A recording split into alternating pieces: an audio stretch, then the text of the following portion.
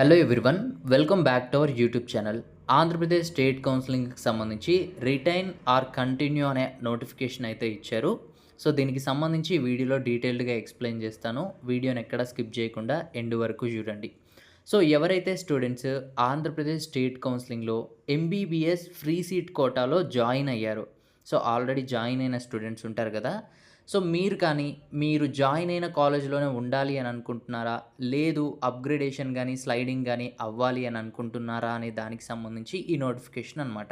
So నేనిప్పుడు 2 categories గురించైతే explain చేస్తాను. ఒకటి స్లైడింగ్ అవ్వాలి అని అనుకునే వాళ్ళు ఏం చేయాలి? స్లైడింగ్ అవ్వకూడదు, ఇప్పుడున్న కాలేజే నచ్చింది అనుకునే వాళ్ళు ఏం చేయాలి అన్న డీటెయిల్స్ అయితే ఎక్స్‌ప్లెయిన్ చేస్తాను. సో ముందుగా ఆంధ్రప్రదేశ్ స్టేట్ కౌన్సిలింగ్‌లో ఎంబీబీఎస్ ఫ్రీ సీట్‌లో రౌండ్ 1లో మీరు జాయిన్ అయ్యారు. సో ఇప్పుడు మీకు రౌండ్ 1లో జాయిన్ అయిన కాలేజ్ అనేది నచ్చింది. సో మీరిక ఆ కాలేజ్‌లోనే ఉండాలి అని అనుకుంటున్నారు. మీకు అప్‌గ్రేడేషన్ గానీ, స్లైడింగ్ కానీ ఏమీ అవసరం లేదు. దాంట్లోనే ఉండాలి అని అనుకుంటున్నారనుకోండి. సో మీరు ఈ రిటైన్ ఆర్ కంటిన్యూ అనే ఆప్షన్ ఉంది కదా. సో దీన్ని యూజ్ చేసి డిక్లరేషన్ అనేది ఇవ్వాలి. ఎలా ఇవ్వాలనేది కూడా ఇప్పుడైతే ఎక్స్‌ప్లెయిన్ చేస్తాను. సో జాయిన్ అయిన స్టూడెంట్స్ అందరికీ కూడాను ఈ రిటైన్ లేదా కంటిన్యూ అనే ఆప్షన్ గురించి ఎస్ఎంఎస్ అయితే వస్తుంది. సో కొంతమందికి ఎస్ఎంఎసెస్ రావచ్చు, కొంతమందికి ఎస్ఎంఎసెస్ రాకపోవచ్చు. సో రౌండ్ 1లో జాయిన్ అయిన స్టూడెంట్స్ కానీ, మీరు అదే కాలేజ్‌లో ఉండాలి అని అనుకుంటే ఈ యొక్క నోటిఫికేషన్‌లో లింక్ ఉంది కదా. సో దాన్ని క్లిక్ చేసినట్లయితే వెబ్‌సైట్ అనేది ఓపెన్ అవుతుంది. సో ఓపెన్ అయిన తర్వాత అక్కడ లాగిన్ అవ్వాల్సి ఉంటుంది. సో అయిన తర్వాత మనకొక ఓటీపీ అయితే వస్తుంది. ఆ ఓటీపీ సబ్మిట్ చేసిన తర్వాత మనం ఏదైతే కాలేజ్‌లో జాయిన్ అయ్యున్నామో రౌండ్ 1లో ఆ కాలేజ్ అనేది చూపిస్తుంది. సో ఆ కాలేజ్ దగ్గర మనకి ఒక చెక్ బాక్స్ అనేది చూపిస్తుందనమాట డిక్లరేషన్ కోసం. ఆ చెక్ బాక్స్‌లో టిక్ చేయండి. టిక్ చేసేసి సబ్మిట్ చేశారంటే గనక మనకొక ఓటీపీ అనేది వస్తుంది. సో ఓటీపీ వచ్చినప్పుడు ఆ ఓటీపీని అక్కడ ఎంటర్ చేసి సబ్మిట్ చేసినట్లయితే డిక్లరేషన్ అనేది సబ్మిట్ అయిపోవడం జరుగుతుంది. సో ఇలా చేశారు అంటే గనక, అంటే ఎవరైతే స్టూడెంట్స్ లాగిన్ అయ్యి డిక్లరేషన్ అనేది సబ్మిట్ చేస్తారో వాళ్ళు ఇంకా రౌండ్ 1లో జాయిన్ అయిన కాలేజ్‌లోనే ఉంటారు. ఇంకా వాళ్ళకి స్లైడింగ్ గానీ, అప్‌గ్రేడేషన్ గానీ ఉండదనమాట. సో ఎవరైతే స్టూడెంట్స్ అదే కాలేజ్‌లో ఉండాలి అని అనుకుంటున్నారో, మీరు 21 సెప్టెంబర్ ఈవినింగ్ 8 పీఎం నుంచి 24 సెప్టెంబర్ మధ్యాహ్నం 12 పీఎం వరకు ఈ రిటైన్ ఆర్ కంటిన్యూ అనే ఆప్షన్ యూజ్ చేసి రౌండ్ 1లో జాయిన్ అయిన కాలేజ్‌లోనే ఉండొచ్చు. ఇంకా మీకు స్లైడింగ్ అనేది, అప్‌గ్రేడేషన్ అనేది ఉండదు. సో ఇక్కడ మీరు సబ్మిషన్ అనేది అంటే డిక్లరేషన్ అనేది ఇచ్చాక మీరు ప్రింటౌట్ కూడా తీసుకోవచ్చు ఫ్యూచర్ రిఫరెన్స్ కోసం. సో ఇది ఎవరైతే అదే కాలేజ్‌లో ఉంటారో, ఉండాలనుకుంటారో వాళ్ళకనమాట. సో ఇక రెండవ కేటగిరీ స్టూడెంట్స్ వచ్చేసి రౌండ్ 1లో కాలేజ్‌కెళ్ళి జాయిన్ అయ్యారు. బట్ ఇప్పుడు అంతకంటే మంచి కాలేజ్ వస్తే జాయిన్ అవ్వాలి అని అనుకుంటారు. అంటే స్లైడింగ్ గానీ, అప్‌గ్రేడేషన్ గానీ కావాలనైతే అనుకుంటారు. సో వాళ్ళేం చేయాలి అంటే, సో వాళ్ళు ఏమీ చేయాల్సిన అవసరం లేదు.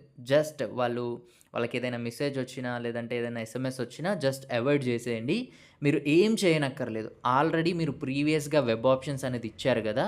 సో ఆ వెబ్ ఆప్షన్స్‌ని బేస్ చేసుకొనే మీకు ఏదైనా స్లైడింగ్ అయ్యే అవకాశం ఉంటే స్లైడింగ్ అనేది జరుగుతుందనమాట. సో మీరు ఎటువంటి డిక్లరేషన్ గానీ, లేదంటే రిటైన్ ఆప్షన్‌ని గానీ యూజ్ చేయాల్సిన అవసరం లేదు. మీరు ఏమీ చేయకుండా ఉండండి. ఆటోమేటిక్‌గా రౌండ్ 2 రిజల్ట్స్‌లో మీ నేమ్ ఉందా లేదా అనేదైతే చెక్ చేయండి. ఇక్కడ స్లైడింగ్ అనేది ఏ విధంగా జరుగుతుందనేది కూడా ఇప్పుడు ఎక్స్‌ప్లెయిన్ చేస్తాను. ఒకసారి అయితే చూడండి. సో ఇక్కడ ఫర్ ఎగ్జాంపుల్‌గా మీరు రౌండ్ 1లో 8థ్ నంబర్ కాలేజ్‌లో జాయిన్ అయ్యారు అనుకోండి. అంటే గవర్నమెంట్ మెడికల్ కాలేజ్ అనంతపూర్‌లో జాయిన్ అయ్యారు అని అనుకుందాం. ఇప్పుడు మీరు ఒకవేళ స్లైడింగ్ గాని, అప్‌గ్రేడేషన్ గాని అవ్వాలి అనుకుంటే 8 కంటే పైన ఏవైతే కాలేజెస్ ఉన్నాయో, అంటే 1-7 వరకు ఏవైతే కాలేజెస్ ఉన్నాయో వాటిలోకి మాత్రమే మీరు స్లైడ్ అయ్యే అవకాశం ఉంటుంది. యాజ్ పర్ మన మెరిట్ ఆర్డరు, అదేవిధంగా అక్కడున్న వేకెంట్ సీట్స్‌ని బట్టి మనకు స్లైడింగ్ అయ్యే అవకాశం, అంటే అప్‌గ్రేడేషన్ అయ్యే అవకాశం ఉంటే అప్‌గ్రేడ్ అవుతుంది. లేదు అనుకోండి, ఇప్పుడు జాయిన్ అయిన కాలేజ్‌లోనే సీట్ ఉంటుంది. సో ఇక్కడ ఎప్పుడైతే మీకు అప్‌గ్రేడేషన్ అయ్యి వేరే కాలేజ్‌లో సీట్ అలాట్‌మెంట్ అవుతుందో, అప్పుడు ఆటోమేటిక్‌గా రౌండ్ 1లో జాయిన్ అయిన సీట్ అనేది క్యాన్సిల్ అయిపోతుంది. ఆ సీట్ పైన మీకు ఎటువంటి రైట్స్ కూడా ఉండదు. ఒకవేళ మీరు అప్‌గ్రేడేషన్ కోసం చూసారు, అయినా సరే మీకు సీట్ అనేది అలాట్ అవ్వలేదు అనుకోండి, అంటే అప్‌గ్రేడేషన్ అనేది జరగలేదనుకోండి.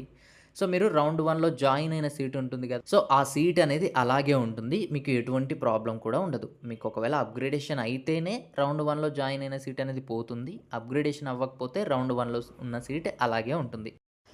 అయితే ఇంకొక సిట్యుయేషన్‌లో మనకి స్టూడెంట్‌కి రౌండ్ 1లో తను పెట్టిన ప్రియారిటీ ఆర్డర్‌లో మొదట్లో ఏదైతే కాలేజ్ ఉందో, ఆ కాలేజ్‌లోనే సీటొచ్చింది. జాయిన్ అయిపోయాడు అనుకుందాం. అంటే ఇక్కడ ఈ ప్రియారిటీ ఆర్డర్‌లో నంబర్ 1 ఆంధ్ర మెడికల్ కాలేజ్ ఉంది గదా! సో, దాంట్లో సీటొచ్చింది. జాయిన్ అయిపోయాడు అనుకుందాం. సో, ఆంధ్ర మెడికల్ కాలేజ్ కంటే పైన ఇంకేమీ కాలేజెస్ అనేది తను పెట్టలేదు కాబట్టి. ఎందుకంటే మొదటి ఆప్షన్‌గా తను ఆంధ్ర మెడికల్ కాలేజ్‌ని ఎంచుకున్నారు. దాంట్లోనే సీటొచ్చింది కాబట్టి తనకి రిటైన్ ఆప్షన్ గానీ, కంటిన్యూ ఆప్షన్ అనేది వర్తించదనమాట. ఇంక తను ఆ కాలేజ్‌లోనే ఉండాల్సి వస్తుంది. సో, మీరు పెట్టిన ప్రియారిటీ ఆర్డర్ అనేది ఒకసారి క్రాస్ చెక్ చేసుకోండి. స్లైడింగ్ అవ్వాలి, అప్‌గ్రేడేషన్ అవ్వాలి. నాకిప్పుడొచ్చిన కాలేజ్ కంటే పైన ఇంకా మంచి కాలేజెస్ ఉన్నాయి, వెళ్తాను అనుకుంటే అప్‌గ్రేడేషన్ కోసం చూడండి. లేదు ఇప్పుడొచ్చిన కాలేజే నచ్చింది, దాంట్లోనే ఉంటాను అనుకుంటే రిటైన్ ఆప్షన్ అయితే ఇవ్వండి. సో, ఇదైతే రిటైన్ ఆర్ కంటిన్యూ అనే ఆప్షన్‌కి సంబంధించిన డీటెయిల్స్ అనమాట. సో, ఇంకా ఏదైనా అర్థం అవ్వలేదు అనుకుంటే కామెంట్ సెక్షన్‌లో కామెంట్ చేయండి. అండ్ మరిన్ని వీడియోస్ కోసం మన ఛానల్‌ని సబ్స్క్రైబ్ చేయండి. Thanks for watching.